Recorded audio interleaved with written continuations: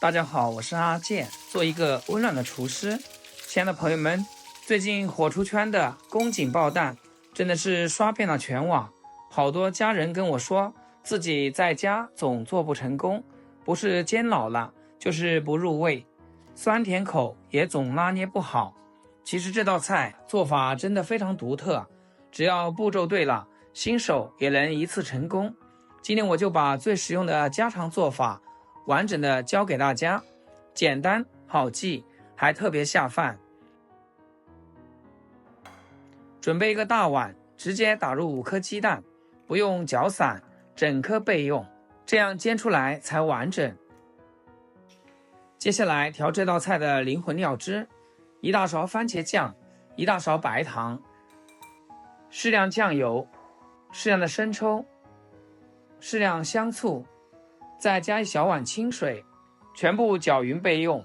口味可以自己調整，喜歡酸就多加點醋，喜歡甜就多加點糖。攪勻嘗一口，合適就直接用。鍋裡倒油，油溫溫熱就可以。下入蒜末和洋蔥碎，小火慢慢炸香。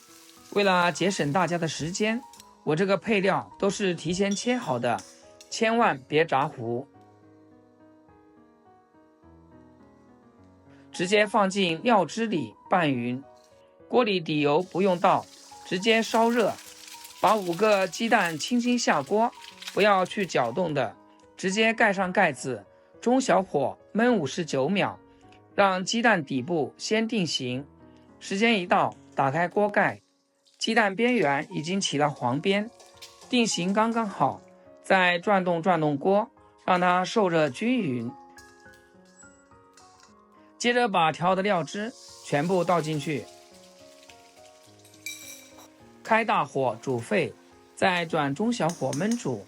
喜歡溏心的燜1分鐘左右，喜歡全熟的燜2分半。我這個燜了2分鐘，輕輕一碰，蛋黃微微流心，口感特別嫩。最後開大火收下汁，把湯汁濃稠的裹在雞蛋上，香味一下子就出來了。出鍋裝盤，直接往米飯上一蓋，真的太香了，一盆米飯根本不夠吃。喜歡鹹鮮口的，白糖可以少放或不放，完全按自己口味來。這一口咬下去，真的太滿足了。雞蛋嫩滑不柴，湯汁酸甜濃郁，蒜香和洋蔥香完全融合，每一口都特別入味。不管是配米飯還是拌麵條，都能香到停不下來，老人孩子都愛吃，上桌就被搶光，絕對是家裡最受歡迎的家常菜。做法簡單又獨特，零失敗還特別下飯，誰做誰成功，誰吃誰誇香。愛自己動手的朋友一定要做給家人分享，保證你做一次就會成為家裡的拿手硬菜。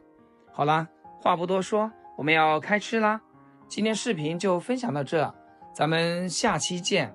視頻最後祝大家天天開心，8顆牙齒曬太陽。